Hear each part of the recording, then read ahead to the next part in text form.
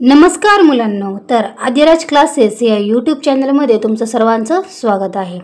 तर आज आपण या व्हिडिओमध्ये काय बघणार आहोत तर दोन चलातील रेषीय समीकरणे यातील सराव संच 1.3। ओके, आता पाठीमागच्या दोन्ही व्हिडिओमध्ये म्हणजे सराव संच 1.1 आणि सराव संच 1.2 जे आहे ते डिटेलमध्ये 3 ते 4 व्हिडिओमध्ये मी तुम्हाला सांगितलेलं आहे आणि त्याचे जे व्हिडिओ आहे ते सर्वचे सर्व आपल्या आदिराज क्लासेस या चॅनलच्या प्लेलिस्टमध्ये तुम्हाला नक्कीच मिळतील किंवा त्या दोन्ही व्हिडिओची जी लिंक आहे ते मी तुम्हाला या व्हिडिओच्या डिस्क्रिप्शन बॉक्समध्ये दिलेली आहे। तर बघा, पहिला प्रश्न त्यांनी काय दिलेला आहे ते सुद्धा आपण पटकन सोडवणार आहोत। तर बघा, त्यांनी आपल्याला काय दिलेलं आहे बघा, या ठिकाणी मॅट्रिक्समध्ये 3, 4 आणि 2 आणि 5 बरोबर, किंवा या ज्या दोन उभ्या रेषा आहेत त्याच्यामध्ये जे नंबर असतात या दोन उभ्या रेषांना आपण काय म्हणतो, डिटर्मिनंट है ना। डिटर्मिनंटमध्ये बघा 3, 4 आणि 2, 5 अशा आपल्याला संख्या दिलेल्या आहेत। आपली दुसरी स्टेप काय असणार आहे बघा, तर हा पहिला डिटर्मिनंट सोडवायचा आहे।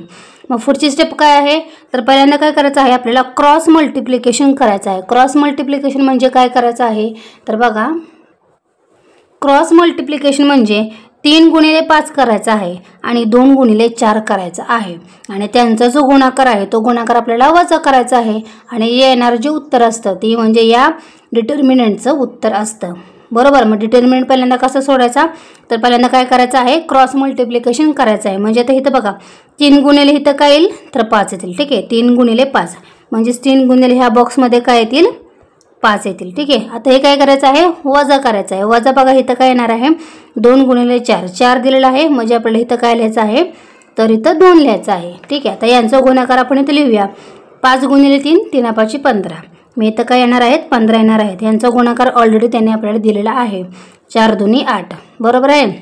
आता 15 वजा 8 आपल्याला करायचं आहे, म्हणजेच 15तून 8 गेले किती राहिले बघा तर ते राहिले 7, म्हणजेच या डिटर्मिनंटचं उत्तर आपल्याला काय मिळालं आहे तर ते 7 मिळालेलं आहे। ओके, अशा पद्धतीने आपल्याला हा पहिला प्रश्न एकदम सोपा होता, तर अशा पद्धतीने फक्त सोडवायचा। डिटर्मिनंट कसा सोडवायचा तर क्रॉस मल्टिप्लिकेशन करायचं आहे। म्हणजे या ठिकाणी बघू शकतो तुम्ही क्रॉस मल्टिप्लिकेशन, आता मी तुम्हाला या ठिकाणी दाखवते। पहिल्यांदा या दोघांचा गुणाकार करायचा आणि नंतर मग या दोघांचा गुणाकार करायचा, क्रॉस मल्टिप्लिकेशन। डिटर्मिनंट म्हणजे क्रॉस मल्टिप्लिकेशन, एवढं फक्त तुम्ही लक्षात ठेवायचं आहे। आता दुसरं उदाहरण काय आहे ते सुद्धा आपण बघूयात। आता बघा, दुसरं उदाहरण आहे, पुढील निश्चयकांच्या किमती काढा। त्याच्यामध्ये असेच आपल्याला डिटर्मिनंट दिलेले आहेत आणि हे जे डिटर्मिनंट आहे ते आपल्याला सोडवायचे आहेत। आता हा डिटर्मिनंट कसा सोडवायचा आहे ते मी तुम्हाला आत्ताच सांगितलेलं आहे की आपल्याला क्रॉस मल्टिप्लिकेशन करायचं आहे, ठीक आहे।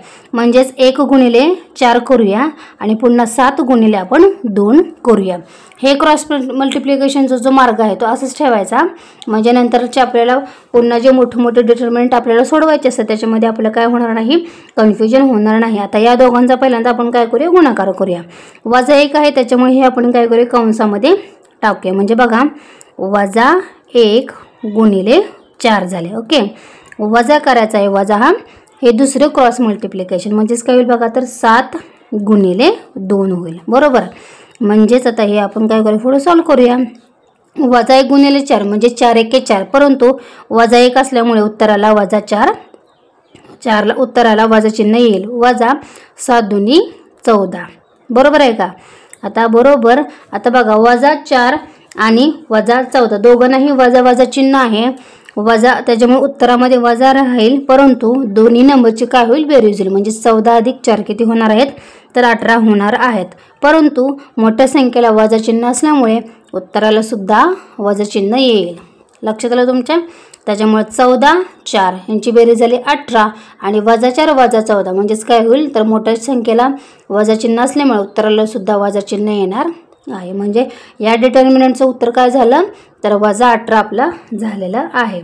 हा झाला दुसऱ्यातला पहिला प्रश्न। आता आपण काय करूया, दुसऱ्यातला दुसरा प्रश्न काय आहे ते सुद्धा आता आपण बघणार आहोत। काय दिलं बघा, त्याने डिटर्मिनंट आपल्याला दिलेलं आहे बघा। डिटर्मिनंटमध्ये 5 वजा 7 आणि या ठिकाणी 3 आणि 0।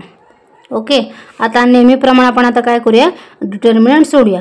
कसं करायचं आहे, आपल्याला क्रॉस मल्टिप्लिकेशन करायचं आहे। क्रॉस मल्टिप्लिकेशन लक्षात ठेवायचं आहे बघा, 5 गुणिले 0, 5 गुणिले 0 वजा 7 गुणिले 3 किंवा 3 गुणिले वजा 7 3 गुणिले वजा 7 वजा असल्यामुळे ती संख्या काय करायची आपल्याला कंसामध्ये टाकायची आहे बरोबर। बघा 5 गुणिले 0 काय येतं उत्तर तर ते 0च येतं बरोबर। आता बघा हे वजा आणि हे वजा बरोबर त्याच्यामुळे वजा वजा काय होईल अधिक होईल आणि 7 त्रिक 21 होईल म्हणजे 0 अधिक 21 किती येतात तर ते 21 येतात। तर बघा अशा पद्धतीने आपला दुसरा सुद्धा प्रश्न आपण सोडवलेला आहे। आता तिसरा प्रश्न काय आहे ते सुद्धा आपण बघूया। डिटर्मिनंटमध्ये काय नंबर आहे बघा या ठिकाणी 7/3। आता हा डिटर्मिनंट थोडासा आपल्याला मोठा काढावा लागेल 7/3 आणि या ठिकाणी 3/2 या ठिकाणी 5/3 आणि इथं 1/2 डिटर्मिनंट पूर्ण ओके। तर बघा आता आपल्याला काय करायचं आहे अशा पद्धतीने आता हे काय आपल्याला सोडवायचं आहे नेहमीप्रमाणे क्रॉस मल्टिप्लिकेशन आपल्याला करायचं आहे ओके।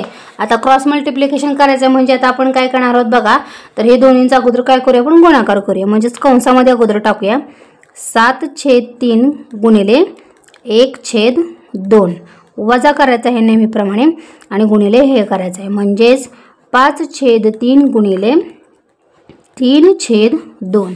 आता हे आपण काय करायचं आहे तर सॉल्व करायचं आहे। आता बघा या ठिकाणी आता आपण काय करूया यांची डायरेक्ट काय करूया आपण गुणाकार करूया। तर दोघांचाही छेद समान आहे त्याच्यामुळे आता आपण गुणाकार करू शकतो 7 गुणिले 1 किती झाला 7 झाला 3 गुणिले 2 3 दुनी 6 वजा 5 त्रिक 15 छेद 3 दुनी 6 म्हणजे तुम्ही बघू शकता दोघांचाही छेद जो आहे तो समान आपल्याला आहे त्याच्यामुळे आपल्याला छेद समान करायची या ठिकाणी गरज नाही कारण का छेद जो आहे तो समान आहे त्याच्यामुळे आपण डायरेक्ट काय केलं आहे अंशांची गुणाकार केलेला आहे आणि छेदांचा सुद्धा गुणाकार केलेला आहे। आता याच्यामध्ये बघा दोन्हींचाही छेद जो आहे तो आपल्याला समान दिसतोय म्हणजेच आपण काय करू शकतो बघा तर जो छेद आहे तो आपण आता कॉमन एकदाच घेऊ शकतो म्हणजेच अंशांची आता वजाबाकी करायची आहे 7 वजा 15 करायचा आहे आणि छेद जो आहे तो आपण एकदाच घेणार आहोत कारण का दोन्हींचा छेद समान असल्यामुळे आपण तो एकदाच घेतला म्हणजे 7 वजा 15 आपण इथे केलेला आहे।